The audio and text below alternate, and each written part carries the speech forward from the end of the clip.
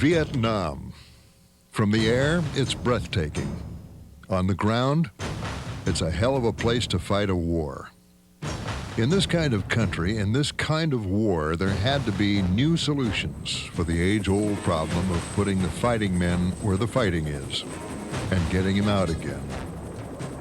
For this job, the military looked to a machine that had now come of age. For a generation of Americans, the image of a helicopter landing at a jungle LZ can only mean one thing: Vietnam. The helicopter so dominated American operations that the conflict has been rightly called the Helicopter War.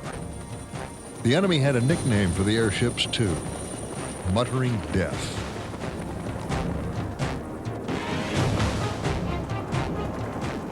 As the helicopter matured during that conflict, it began to contribute to tactical operations in a way undreamed of in previous wars. Helicopters did yeoman service in every role imaginable, as transports, gunships, airborne ambulances, and search and rescue vehicles. The crews that flew these machines saw the war up close and personal.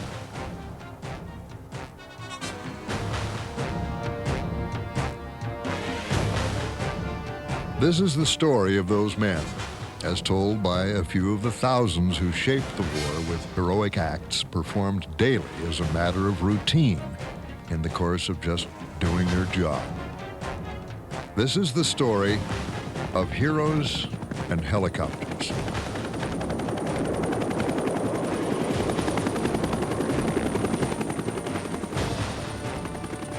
The backbone of the Army's prosecution of the war was officially termed the Bell UH-1 Iroquois, but it was known universally as the Huey. Introduced in 1959 as an air ambulance, the Huey's true potential as a troop carrier was soon recognized.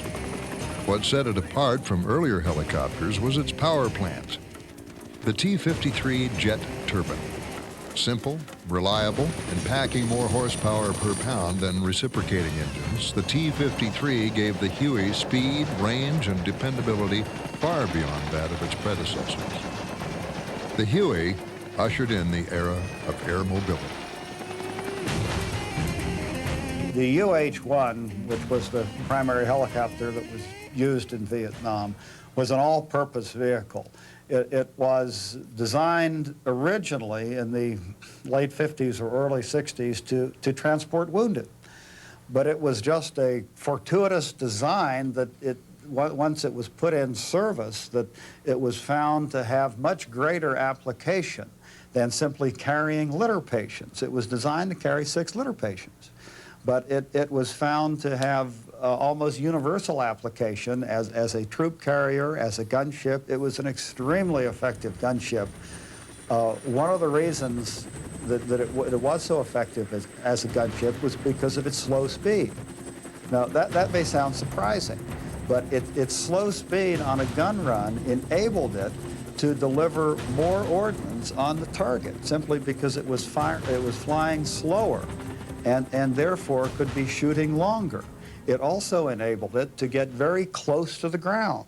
I mean, there were times when gunships were firing within 10 meters of friendly troops. If you compare a person in the South Pacific during World War II that was there for 4 years, they spent about 40 days in combat. In Vietnam, in 1 year, the average infantryman spent 240 days in combat, and the difference was the helicopter. And the way that worked was that we would pick people up out of a firefight and take them a few miles away or several miles away and drop them right into another firefight. The role of the helicopter completely changed the face of the war, because no longer did you have the problem of trucks necessarily, because transportation now for the troops was by air, and 99% of the time it was by helicopter. Anything anyone ever needed was delivered by helicopter. People were picked up by helicopter. Medevacs were made by helicopter. So they didn't have the long wait between battles that they had to engage in. The helicopter pilot was a very unique person. Most of us were underpaid, overtrained, and too young really at the time to question what we were doing. But one thing I think stood out among the helicopter pilots, we all loved to fly. The men who flew these versatile machines were a breed apart. The speed and complexity of modern jet fighters had forced aircraft designers to automate and computerize many flying skills that were once practiced by the seat of the pants, turning the pilots of these planes into engineers as much as pilots, relegating the man in the cockpit to the role of weapons systems manager and removing him far from actual combat. The mantle of the wandering knight of combat passed to a new generation of pilots. Unaided by computer-assisted aircraft control systems, the helicopter pilot harked back to the earlier breed of combat flyer who navigated by dead reckoning when he had to and met the enemy virtually face to face. As the role of the helicopter increased in importance, so did the need for pilots. Pilot training began at Fort Walters, Texas, just outside the town of Mineral Wells. Here, the student pilots earned their wings, flying sturdy and long-suffering OH-13s. For most of the new flyers, graduation day at Fort Walters only meant more schooling at the Huey School in Fort Rutger, Alabama. It was here that they learned the rudiments of their new profession, flying a helicopter in combat. For these men harbored no illusions about their destination after schooling was over. There were a couple of things that differentiated us. I think the biggest is we were all volunteers. Nobody was ever forced to go to flight school. Now, certainly there were those of us who were there were people in flight school who knew that they had a choice of, or they had to be in the Army, and they looked around at the choices and decided if they had to be in the Army, they wanted to be pilots. And they volunteered for it.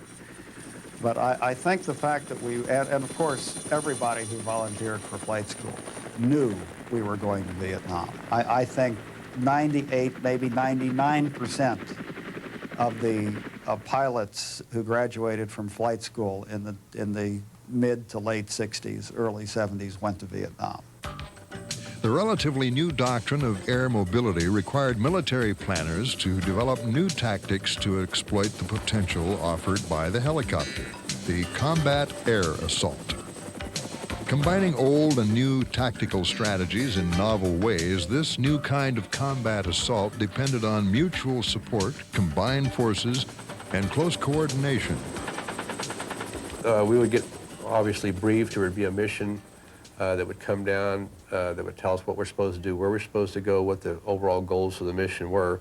From the pilot's aspect of is to pick up people at one point and take them to another, to insert them into a place, hopefully that wasn't actively hostile. Our role as gunship pilots escorting these troop ships was to protect them from any ground fire as best we could. Depending on the area, a lot of times it would be what they call preparation of the landing zone in the form of artillery fire from obviously U.S. controlled weapons.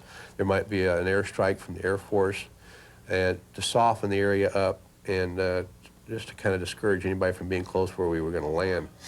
The next thing would be for the flight to approach the landing zone, and we would normally prep the landing zone by shooting rockets and machine gun fire into any place that somebody might be hiding or someplace that would give them concealment, and to try and draw fire, and also just to see if there was anybody in there. If we started drawing fire, then we would turn the flight out and we'd reevaluate the situation. But what would happen quite often is, of course, the VC or the Viet Cong or the North Vietnamese regulars would know what the game was. They'd seen this before. So they would wait until the ships got on the ground and they'd start shooting at them. The new techniques gave rise to a new kind of unit that integrated all the elements needed for air assault campaigns into a single combat unit, the Air Cavalry. Each troop, which was about company size, but in the cavalry, you've seen these guys run around with the cavalry hats on. A lot of cavalry traditions. Each cav troop had the scout platoon, which was the Little Birds Scouts. Up north, we had Hughes 500s, what they were called at the time. OH-6s. Had a gun platoon. We had AH-1G Cobras, and then a lift platoon, which was the UH-1H Hueys.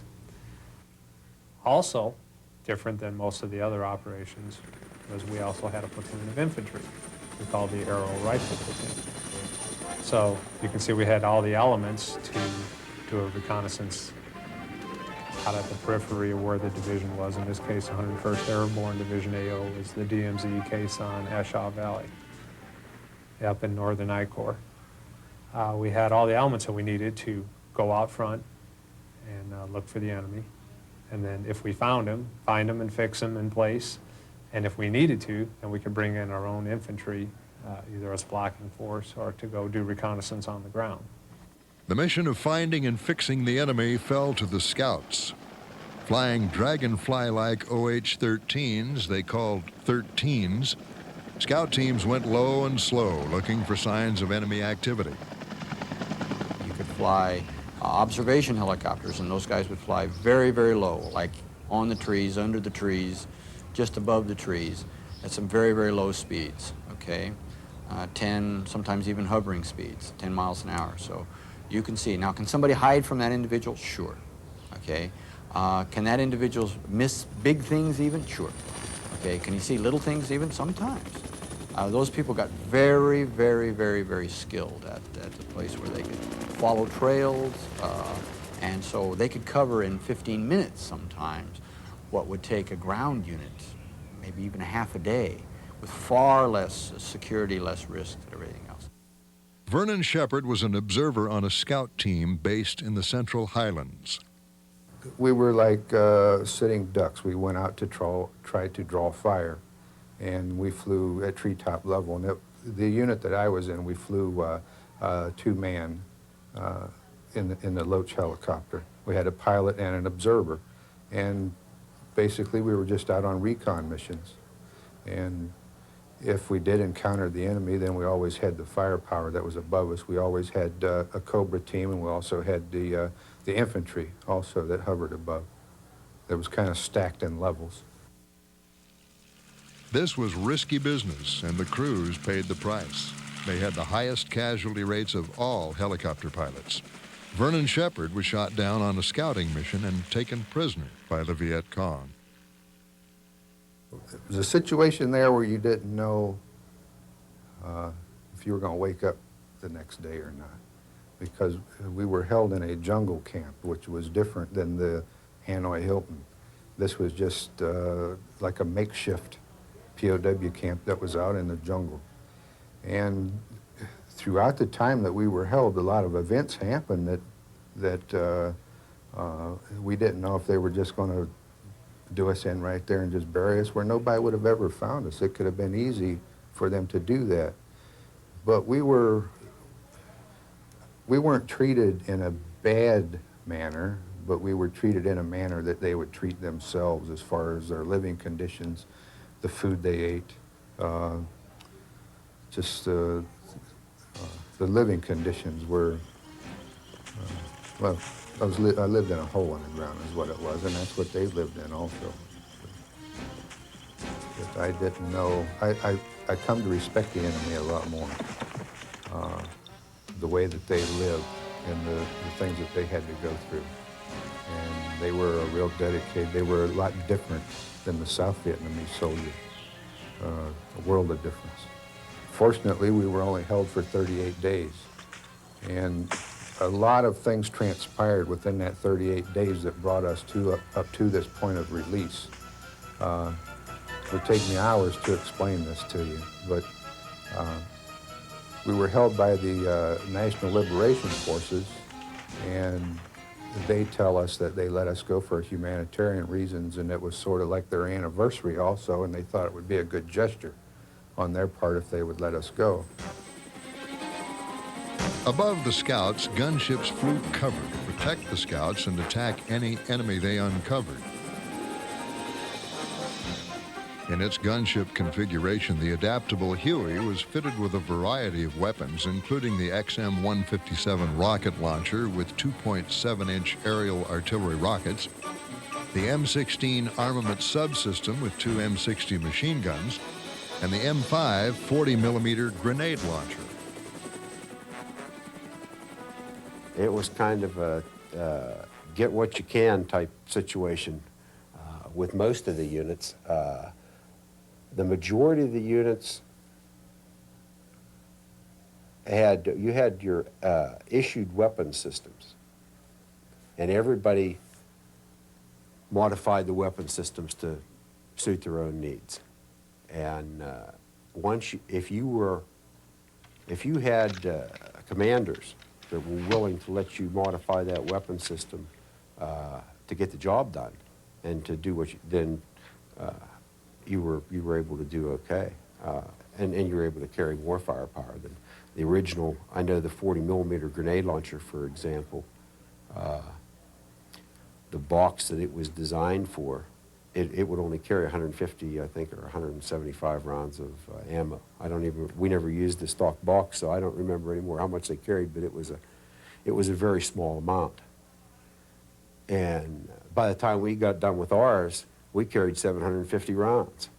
So you could just barely get it off the ground, but you know, you were able to go and get the job done, and that's what it all came about. And we eventually took our miniguns off the pylons of the ship, and we adapted them to the doors for the gunner and crew chief, or for the crew chief fired the minigun, and we hung a minigun on one side, and we put dual-mounted M60 machine guns on the other side. And that increased our firepower because we found that our crew chiefs and door gunners were able to get the majority of the kills.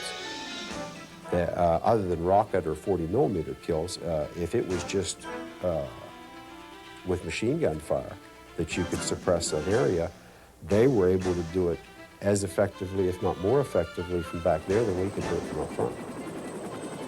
As good as it was, however, the Huey and the gunship configuration had limitations that hampered its performance. The external weapon systems created so much drag that the aircraft usually flew slower than the scouts and slicks it was supposed to protect. Enter the Cobra.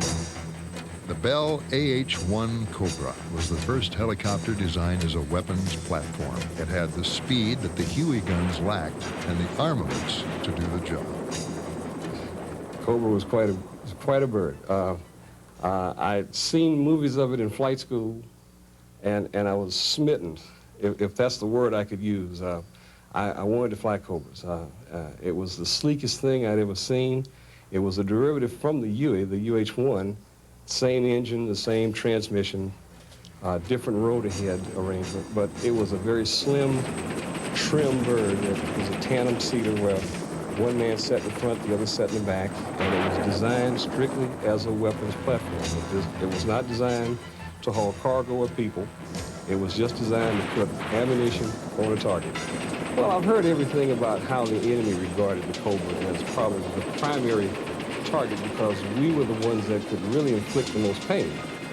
You know, of course they would shoot at any helicopter as a target of opportunity, but the real test was to get the Cobra because, you know, we were the gunships. I mean, there were other gunships. There were the B model Hueys and then the Charlie models that flew slowly, they flew lower. As compared to what the Cobra could carry, they had a limited amount of load, so we could carry more, and we tended to fly higher, a little higher than the Charlie models, but we were more effective, I think. We were far more, our platform was more stable for firing, so we could pinpoint our target, our accuracy better, the more accurate delivery than the Charlie model, I believe. I mean, that war has raged on and on about who was the best gunship, but to my way of thinking, the Cobra was the best. About the same time the Cobra appeared, the fragile OH-13s were replaced by the OH-6 Cayuse Loach for light observation helicopter. And we had the OH-6 Cayuse, which was a scout helicopter made by Hughes Aircraft, which we started out using a crew of 3, 2 pilots and a scout, but for weight and other reasons it was eventually reduced to a scout gunner and a pilot.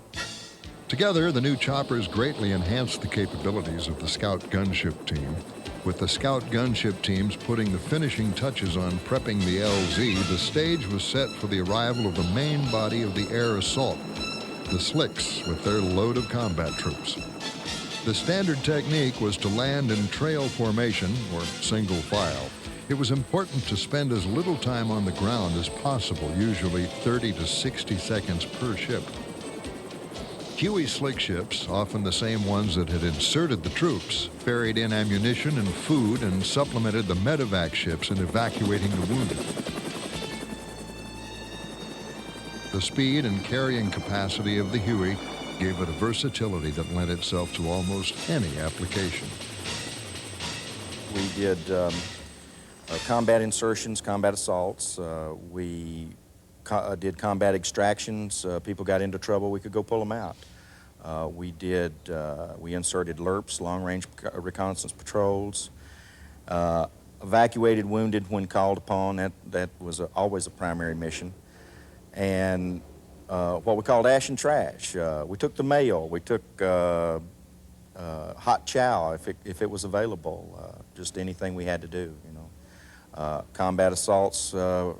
You were busy putting troops in, resupplying them, getting them set up for however long they may stay. Ash and trash missions were just basically what a commercial pilot will do today. He'll go here, he'll go there, and just do whatever they need to be done. The Huey crew of 4 was a close-knit team. In the front seats were the 2 pilots, the aircraft commander and the co-pilot. Usually called the Peter pilot, the man in the right-hand seat was typically a warrant officer or a lieutenant fresh from flight school.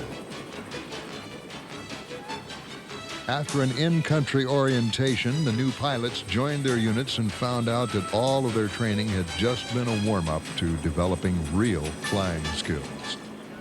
The aircraft commander, who was so designated at the time, was the experienced guy who had quite a few hours, and he had been promoted from being just the pilot.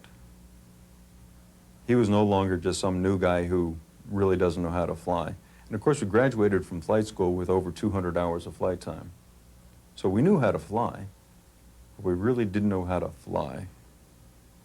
And there was a big difference between the two. Once we got to Vietnam, we learned how to really fly. And when they felt that we were experienced enough, when we were starting to pick up the little things that were necessary to stay alive, then they would discuss whether we were capable of becoming aircraft commanders. And normally within my unit, we would have to fly with all the different aircraft commanders. And they would say, yes, he's good enough. Or they would say, no, you know, he's not quite good enough on something, landings or whatever. And the person would remain pilot for a while. But once the guy became aircraft commander, he sat in the left seat, and he was pretty much in charge. Now, in 70, I believe, they caused it to switch over. The aircraft commander was no longer. He was now the pilot in command. And the other guy was the pilot. And the designation between the two changed considerably. This extensive training was necessary because of the incredibly difficult conditions and the danger that came with the job. And after all the training was completed, there was the best school of all, flying, and lots of it. One thing about flying a helicopter in Vietnam is that you had a lot of opportunity to gain a skill level, really hone your skills that that you probably couldn't do in a stateside environment. I mean, you were probably flying 6 to 7 days a week, anywhere from 4 to 16 hours a day. And you reach an incredible edge, you know, because you're so involved in it that the helicopter does become an extension of your body. And even if you lay off flying, I could remember if I went on an R&R, which is, you know, going to one of the areas that you had an opportunity to relax a little bit. Just being gone 3 days, you lost your edge. You came back and you just weren't as precise or as good as you were when you left. And it took a couple days to get it back, but kind of, I guess you get to handle a helicopter about like Michael Jordan plays basketball?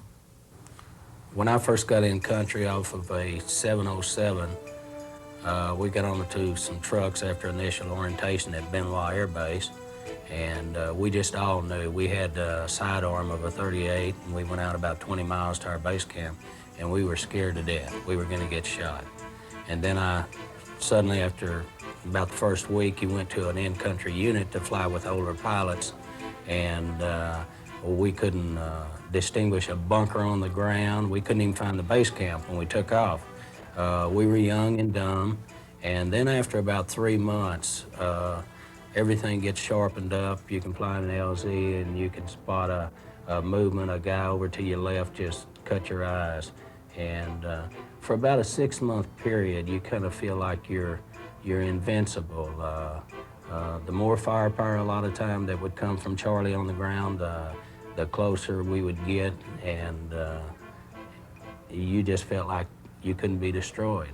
And we might have done a few dumb things, but if somebody was in trouble, no matter what firepower that Charlie had, the helicopter pilot was going in there, whether he was a slick or a gunship or what. And especially if one of your helicopters went down, no matter what unit, if somebody hurt him, they would respond, and a lot of time, 20-minute fuel warning would come on, and a guy's still there trying to get him out. And then, of course, the last 3 months, you start to thinking, well, am I going to go ahead and make it out of here after this year? And it kind of tightens up a little bit more, and usually most units about the last 30 days let a guy fly ash and trash or whatever. The two men in the main bay of the aircraft were also specialists and highly skilled. The crew chief rode on the left side behind the aircraft commander, and armed with an M60 machine gun, he doubled as a door gunner. Now, the crew chief's job was specifically to maintain that aircraft. Specifically, of the entire crew, the pilots would rotate from aircraft to aircraft, and the gunners would rotate from aircraft to aircraft.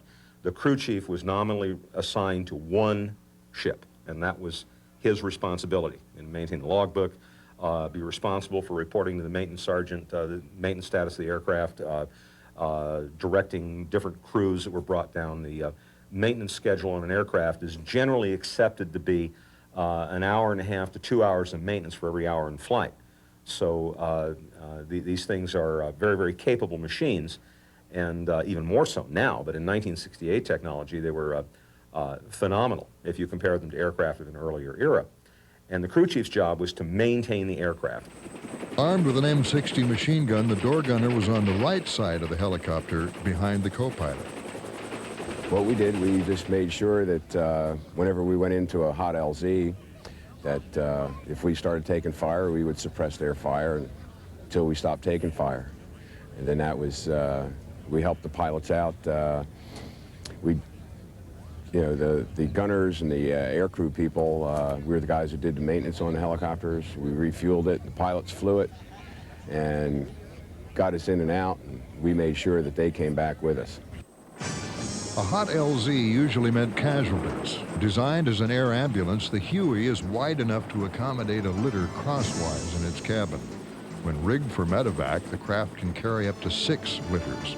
Although any helicopter in the area would pick up wounded, the pilots of medevac choppers made a specialty of flying into the teeth of hell to get the wounded. The first experience that I had with medevac, I used to be stationed at the 8th Field Hospital, which was down above Cameron Bay. And I'm from Tennessee, and I grew up on Sergeant York, and Tennessee being a volunteer state. And it used to really bother me those first 8 months that I was in country, that I was at a hospital. And I went to work every day in starched and iron fatigues, and I slept on a cot every night with clean linen. And what struck me about that would be when a helicopter would fly in there and bring guys in from the field that had been injured. And you'd have a guy that stepped on a landmine 15 minutes or 20 minutes ago. And I really felt very, very helpless and not very much of a contributor to the effort by sitting there in that hospital waiting for this guy to come in. And so I volunteered to go to the field and fly medevac, because that was the only experience that I had had with combat. seeing those helicopters come in. And so, needless to say, I didn't know it, but they were looking for dummies like me. They were looking to volunteer for this stuff. And so I was fortunate enough that the first cab wanted me. And so I went up there and I wanted to fly medevac. The first experience I had when I got there, I met a guy, and he was another black fellow from Nashville, and I'm from Memphis. And so we automatically had a kinship, both of us being black and both being from the South and from the same state. And he had just come back in from a mission, and he took his helmet off and he threw it on the ground, and he took his flak vest off, and I mean, this guy had almost disrobed between the helicopter and his tent, and he basically had quit. He said, I'm not flying anymore. And what had happened is that his helmet had taken a round, and he had taken some chicken wire and pushed it through it. We had these anti-ballistic helmets, and so they were designed to change the trajectory of a bullet or fragments or whatever. And he put it back on, and what he noticed was that had the bullet gone straight, it would have shot him right through the head. And he just decided that he had pressed his luck long enough. And so he said to me, he said, "You're gonna fly medevac?" And I said, "Yeah." And he said, "You're a damn fool." And I said, "Thank you very much." I said, "Nice to meet you." I did one medevac one time. I was fairly new there. I think it was about my first month or so.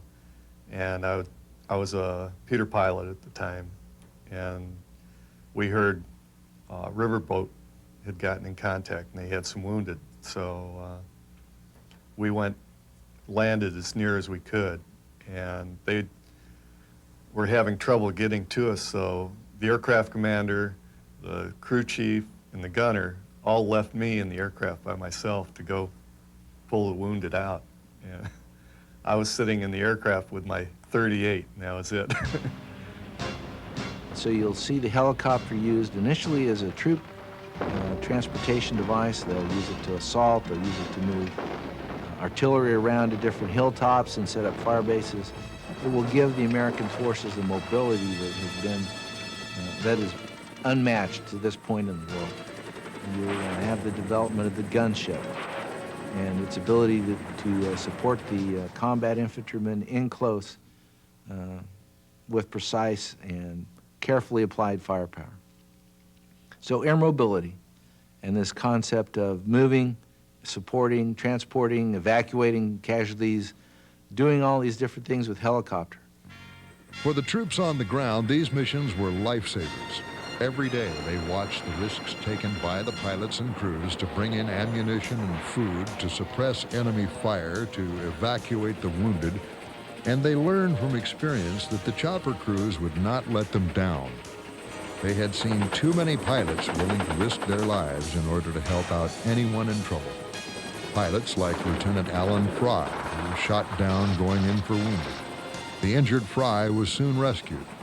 No one would have blamed him if he would have called it a day right then. But what he did next was the kind of thing that earned helicopter pilots their reputation with the grunts. Several of them, probably half a dozen, were in very, very bad shape.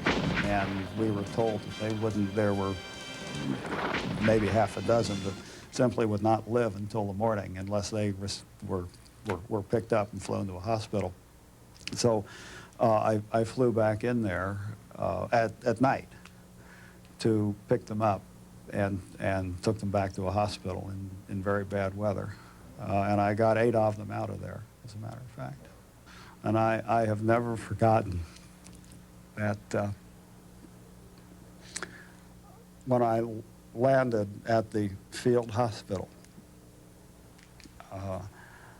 I was just sitting there as they were unloaded. I'd called ahead, and of course the medical facilities were completely prepared to take care of these people when I landed. But I've never forgotten when I was sitting there as they were being unloaded, and I felt someone pulling on my sleeve, and I turned around and looked down. We had the light on inside the helicopter then. And one of these guys who was laying on the floor had reached up and was pulling on my sleeve. And he was trying to say thank you. I couldn't hear him, but I could see his mouth moving, saying thank you. And I've never forgotten that. With heroism like this an everyday occurrence, it's no wonder the ground troops respected the helicopter crews. Our infantry got pinned down as they were moving through this town. Not uncommon. House-to-house fighting is tons of fun. I don't care what war you're in. And they said that this one house was giving them trouble. And I said sorry, one house with one house, you know. And they said, well, we can mark it. I said, that's a great idea. And so they had managed to get close enough to it that they could mark it with a grenade. And we said, no, you know, house immediately to the north. Yes, that's the one. So I went in, and as I put in that story, shot a set of rockets and surgically removed the roof, okay? And my wingman said, thank you very much. And the next thing he surgically removed was the North Vietnamese machine gun position in the house. And the infantry was yelling and screaming on the radio. So I felt that I did a good job, and then I was able to work as a good team. Our infantry, the air people that were flying, and even to help the Marines when they came out. That made me pretty gratified. One of the things that they did in that town when they moved into it is they blew up like what would be the equivalent of an orphanage, and they killed about 20 or 30 people. We did not know that at that time. You know, maybe the North Vietnamese or the Viet Cong that blew that up, maybe that was an accident, maybe, okay? But we learned two or 3 days later, again, that they had done this thing. And so it was kind of gratifying for us that said, you know, why would an armed unit of any side blow up somebody that was not part of the combat operation? Just to be nasty, just to be vindictive, just to be whatever. And yet we pounded them, so we felt pretty gratified on that. Among themselves, the flyers enjoyed a camaraderie as strong as brotherhood. There was one particular mission, a good friend of mine, aircrew, flying the Scout, gets shot down at supporting Firebase Ripcord, actually Firebase O'Reilly, right in that area. It was a bad time in the summer of '70. And he went down within 5 minutes. I was able to get in there and pick him up and bring him back home. So I think the fact that we all flew together, worked together, we're a family together, we took care of each other very well, and that always paid big dividends. And everybody knew, everybody had the confidence that if we went down, there was going to be somebody, our wingman or somebody was going to go take care of us. Well, I know that morale was high when I was there in '66 and '67. I don't know how it was later, but they were. And most helicopter pilots, if they knew somebody was in and could hear them, or they would go try to do something about it if they were in trouble. Let's put it that way. I was getting my words mixed here. But if they found out there was they were having a problem and in their area, they'd try to go help them. Oh, I'll tell you what, as old as I was the oldest combat helicopter pilot in Vietnam when I was there. Now, we had some other pilots, helicopter pilots, as old as I was, but they were in staff jobs in high positions, and they only flew a little bit. I'll tell you what, they missed flying with some fine young men. The mutual trust between pilots was based on confidence in one another's abilities. To stand out among this group, a man had to be head and shoulders above the rest. Still, there were men who were legends in their own time. One of these men was Ace Casalio, a gunship team leader in D Troop, 3rd of the 5th Air Cav, who was awarded the Distinguished Service Cross. Ace Casalio was probably as close to a warrior god as there ever was. He was a legend. Ace came to meet me, and he was wearing an 1850s cavalry uniform. I mean, the hat, the scarf, the boots, the old uniform, the saber.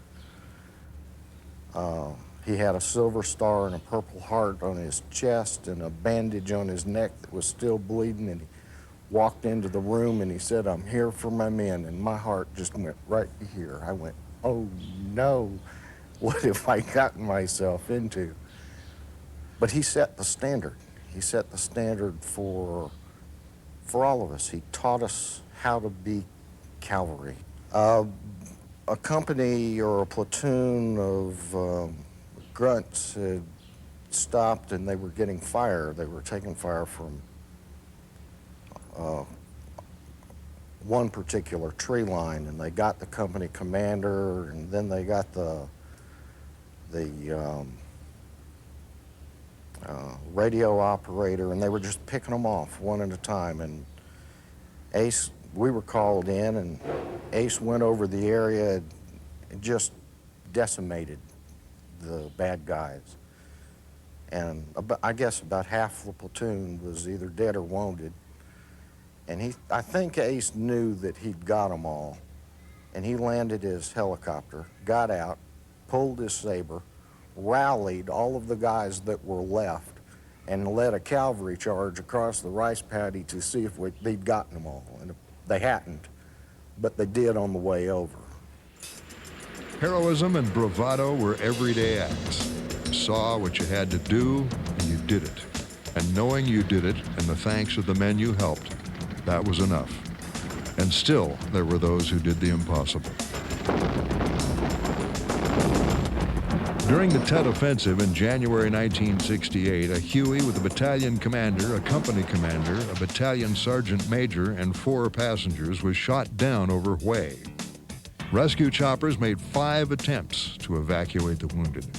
Monitoring the action on his radio, Army Warrant Officer Frederick Ferguson decided it was his turn to give it a try. Day in question, Tet 1968, start of Tet. January the 31st, I was on a resupply mission with some engineers to the south of the Hue Fubai area. During that mission, we were monitoring the radios, and we heard that an aircraft had gone down within the city of Hue. We assumed, of course, the worst, you always do.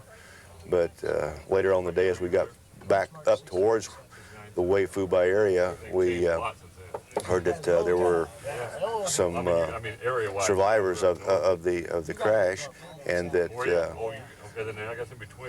they had taken refuge in a compound inside Hue.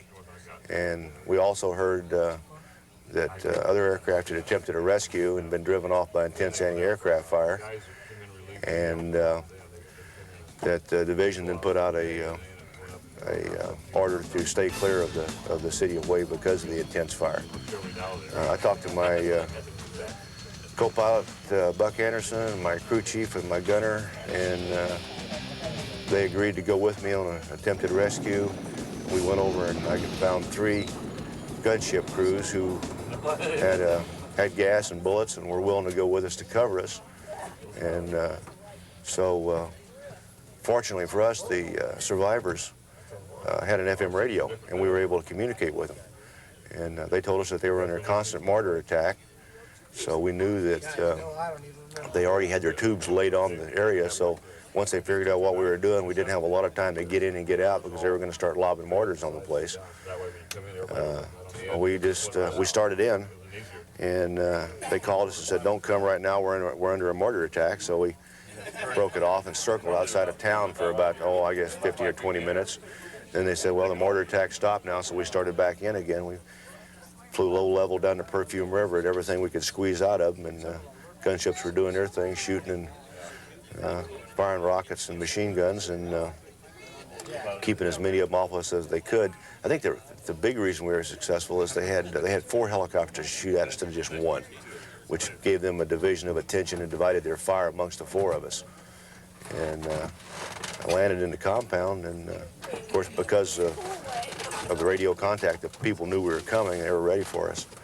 And there were 5 survivors left, all of them wounded, and we drug them on the helicopter. And just as I started to pick up, a mortar round hit by the left rear of the helicopter, and I just kept pulling pitch, and she started coming off the ground, and there was just dust everywhere. I couldn't believe the dust. And just as I must have gotten up to about 8 or 10 feet, another mortar round went off right underneath the helicopter and spun me around. And I'm pointing in the wrong direction now, and I'm taking a lot of small arms fire and 12.7 fire.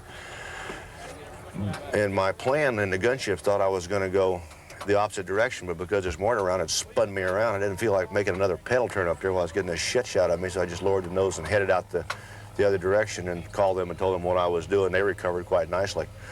And of course, it doesn't matter because they were out of bullets at that time anyway. They had nothing to return fire with.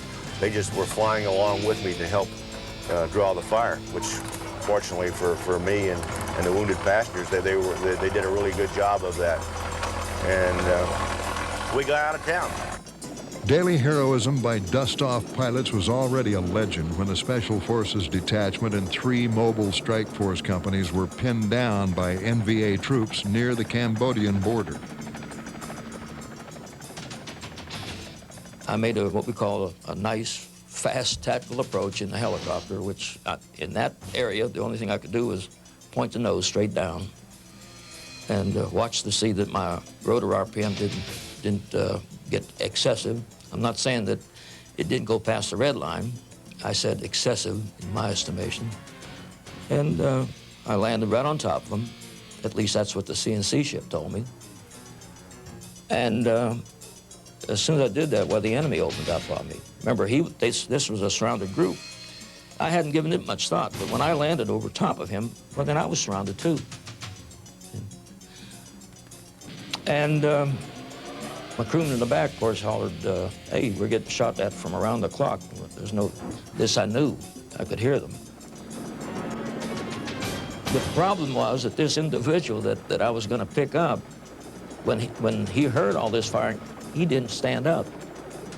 The grass was so high that the rotor wash was folding it over on top of him, so I couldn't even see him.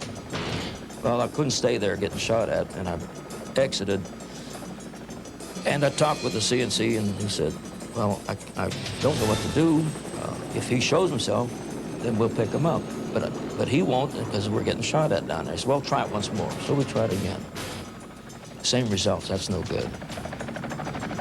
So I moved about 100 yards south of where he was and set up a racetrack pattern, skimming along the ground.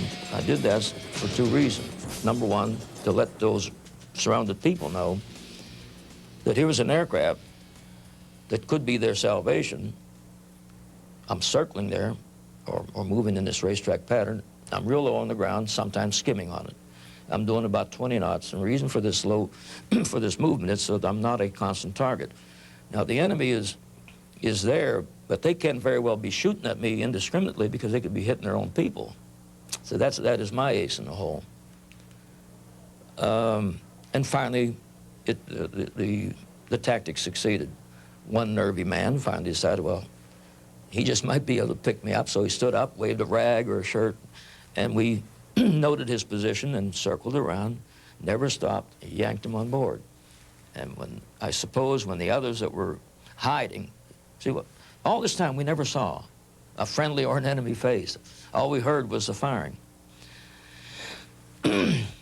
But when this first pickup proved to be successful, then more people stood up, and we did this circle, always moving, always in motion, until we got about 9 or 10 people on board.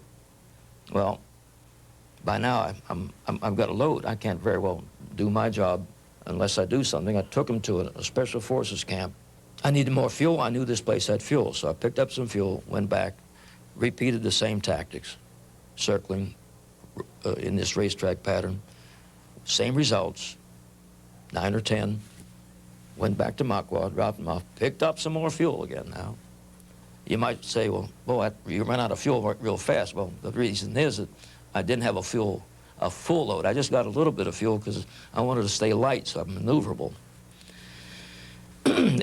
and we proceeded to make a 3rd series of pickups. Now, all this, it might sound like that's pretty nice and easy, but it took 2.5 hours. Again, when we have close to 9 or 10 on board, at that point I said, well, it's getting dark. Is there anybody that you see? And my crewman in the back, one of them, either my medic or my crew chief, said, there's one standing up waving his shirt, and he's real close to the bunker position where we'd been getting fire from. I said, oh, well, I got to do something. And I made a statement which was almost prophetic. I said, we'll get him, but he'll be the last one. Damn, there was the last one for me. Because the enemy had been using that spot to fire on us in the past, I went and hovered backwards with my tail towards the man. And the reason was if they opened up, then their projectiles would have to go through the tail cone, through the fuel cell before they came up front to the cockpit compartment, and told the people in the back what I was going to do. They didn't object. I don't know why, but they didn't, and it worked. They never opened up at me from that position like I expected to. When the medic in the back or the crewman in the back yelled to me, "I have him, let's get the hell out of here," I did, and as I rotated for forward speed, that's when the enemy had me set up. They had placed a machine gunner, and he watched me back up past him until I stopped, and that's when he unloaded his AK at me, and he was only about 30 yards away.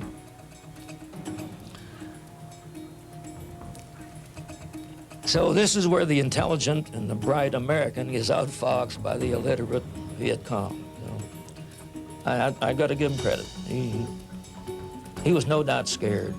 I know he was never that close to a helicopter. And this poor bastard, with orders, I'm sure, get that damn American, he's been here too long, you know. And he did his best, because he emptied out that whole clip at me. And he was firing at me personally. And for some reason, the bullets seemed to stray as they hit the glass. I had 3 bullets that impacted on both sides of me, hitting the armor plate, which is supposed to protect me from the other side. They hit inside the armor and bounced down on the floor. I was hit, though. My hand was hit, caused me to move my stick back rather rapidly. A bullet glanced off my foot, off my sole, and that caused one of the pedals to be jammed in. And we were temporarily out of control. Of course, the co-pilot, he right away was on the controls with me, because all this happened at one time. I said, "Damn it, I'm hit." And he grabbed or tried to help me out. I could see that we were in this unusual position where the nose is up in the air, and the aircraft wants to climb, but it needs more power to sustain itself. So my good arm, I'm pulling up on the power to keep it there. And we finally settled down. The man that was being pulled in now has slid off, but luckily his feet straddled the skid. So the medic is able to hold on to him. And by the time he pulls him on board after we get settled, well, we were about 60 feet in the air. So anyhow, we saved him, brought him, and we returned again to Muckwall. And I got to tell you the side story here. The co-pilot asked me, he says, "Is every day like today?" And I said, "Well, not exactly, you know." But the reason he asked me that story, that was his first mission with me. Experiences like these illustrate the intensity of combat that duty in the States, back in the world, doesn't afford. For some of the men returning from Vietnam, the return was especially painful. With the memories of comrades in arms left on the fields of battle fresh in their minds, they found no hero's welcome at home, only indifference and disdain. I was very proud of what I did. I mean, it was my glory year.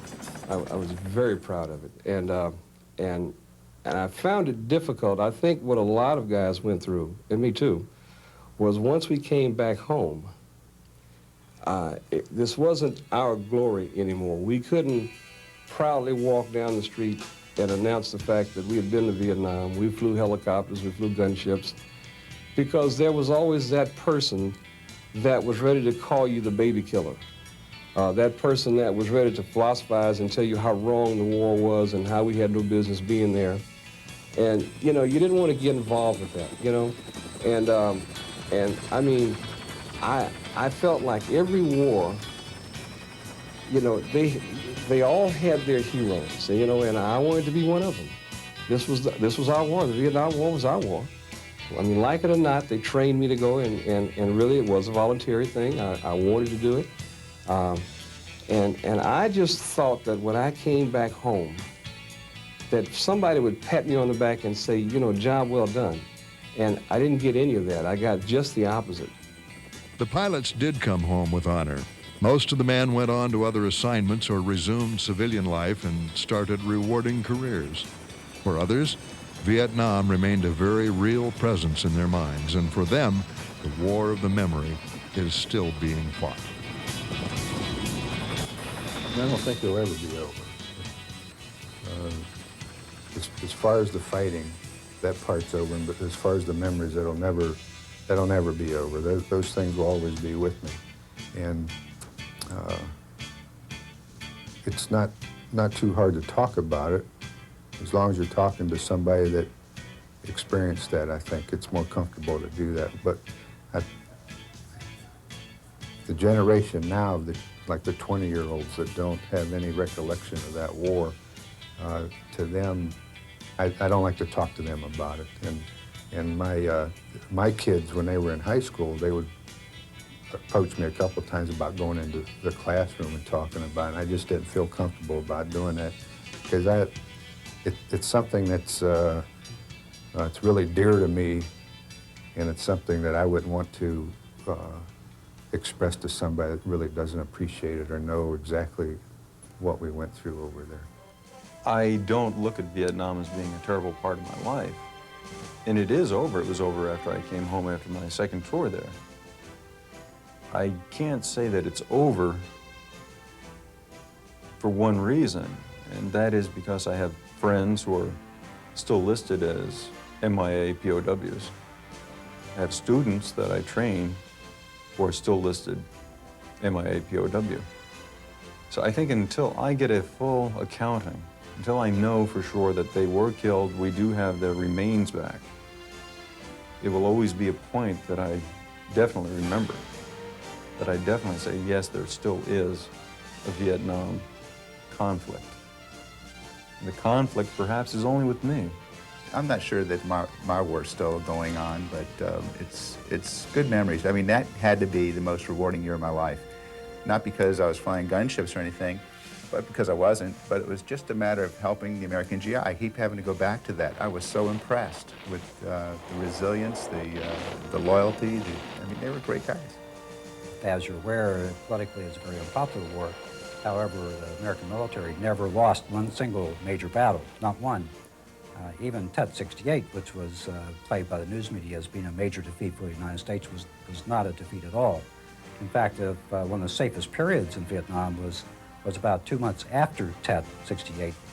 We so annihilated the Viet Cong and a lot of the NVA that you could drive in a car on a lot of the highways in South Vietnam that you could not do before and after Tet 1968. It really was a turning point. In fact, there's a lot of statistics that are available now which say that, I'm not sure about the actual numbers now, but over 3/4 of the Vietnam veterans who served in Vietnam, when asked if they would do the same thing again, even knowing the outcome, the answer is yes. Most Vietnam veterans are very proud of the service that we had in Vietnam, and unlike the typical thing that you see in the news media about the Vietnam veteran being a crazed drug addict and having problems with post-traumatic stress syndrome and all these things, it's a very small minority. Most of us are normal, well-adjusted people who live every day and contribute to society. In fact, I think you're beginning to see that Vietnam veterans have a very strong network. We can get a lot of things done now that others can't do because of that brotherhood and network that we've put together. These men and all the thousands like them, daring, young, and above all, incredibly skilled, have written themselves into history. Their accomplishments demonstrated beyond any doubt the potential of the helicopter in combat. For this and for devotion to duty and honor, for lives saved, for faith kept with comrades in arms, for all this, they have covered themselves in glory. There will be war and rumors of war, and there will be a place for men like these, heroes in helicopters.